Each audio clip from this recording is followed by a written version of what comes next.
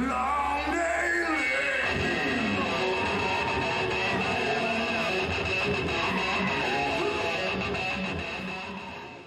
What's going on, everybody? Jason Bascom, Unhinged Entertainment. Like I said, trying to do a video a week minimum. Busy doing these Frog G pages, and actually, my apologies to you. And the thumbnail is a different page than what I'm working on now. Fooled you. No, I didn't mean to do a bait and switch. I just forgot that this was the page that I did, not the other page. I didn't record that other page. But you got a sneak peek of it. You can actually see more of that on my social media account. The bottom three panels pretty dope. But this page turned out pretty good too. This is a Frog G, the Cerberus key. Frog G, the Cerberus key. So that's the second Frog G book.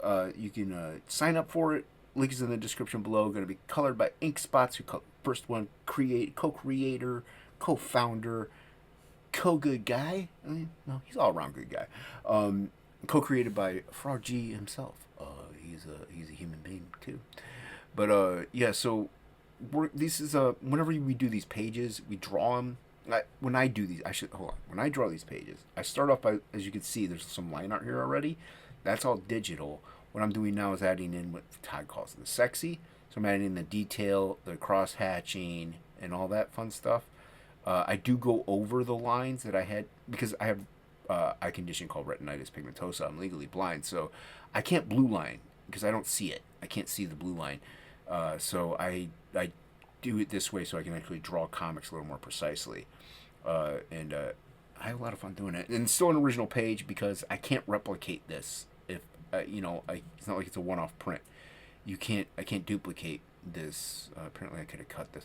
I don't know where I was drawing this at, so there's going to be gaps. I apologize. But anyway, so like even here, see, I'm going over that eyeball in a pocket brush. So there's live ink on the page, and you know it's not a digital piece at this point. Then it's like 20% digital, 80% traditional is what I always say. So we draw these. They're drawn 11 by 17 typically, and then scanned in and then shrunken down. And that's how comics are made, everybody. Yeah. So if you didn't know that, which I didn't find that out till I was a little not insanely older, but a little older, like late teens. I was a 90s kid. The 90s, when I say 90s kid, I was like teenager around that time frame, between 10 and 20 in the 90s, somewhere in that time frame. So that's generally when I found out how these were made. At first, I just thought they were drew them to size, but yeah. So this is my Frog G2. Will be my Absolute 1, 2.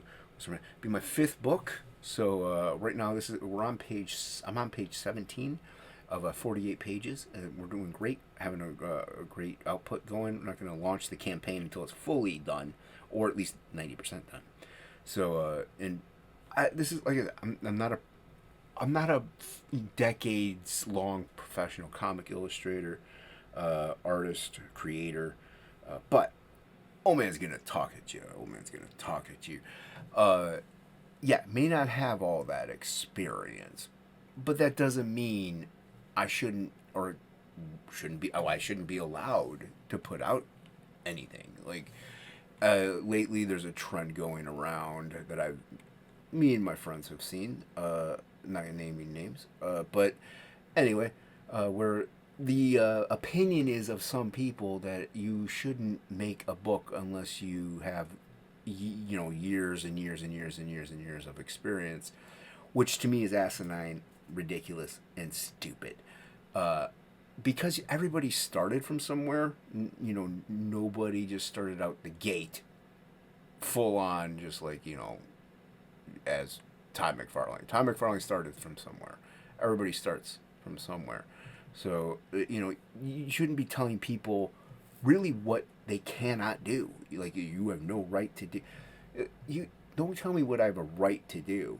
I can do whatever I want. If other people think the quality is there and think it's good, they can support it. And guess what? They can support other people too if they find it to be such. The quality is up to the person who's buying said product, whether it be a ham sandwich, a knit beanie, or a comic book. It's up to that person who is purchasing said item. Quality is up to you. not it's not up to everybody else. And just because I don't think something is up to quality doesn't mean you don't think it is. So let's say you draw, you're a first time beginner, you just started out and you've never drawn anything before, and you try to put out a comic book and it fails. Maybe you need to look at why it failed, or anything really. Why didn't somebody buy this or that or whatever? But there's a market for everyone. So even if it's the worst illustrations, worst coloring ever, you never know. Somebody out there might buy it. Now, these cost a lot of money to make, so raising that money is difficult, and not everybody's going to reach those goals. I even failed on a crowdfunder, and I did 5, I think, and I failed at 1. It happens. It's fine. Guess what? You do it again. So it's you don't. I don't like being told what I can't do. Don't tell me what I can't do. And I know plenty of people who are doing things that are I find it to be amazing quality. Other people may not. I find some things to be bad quality. Other people may find to be fantastic. So yeah, it's not a privilege to do this. So it's a passion, and it's a you know what I mean. You know what I'm saying. But anyway, here's the panda. Hope you liked it. If you did, you know what to do. Thank you very much for watching. Well, there you have it, everybody. I hope you liked it.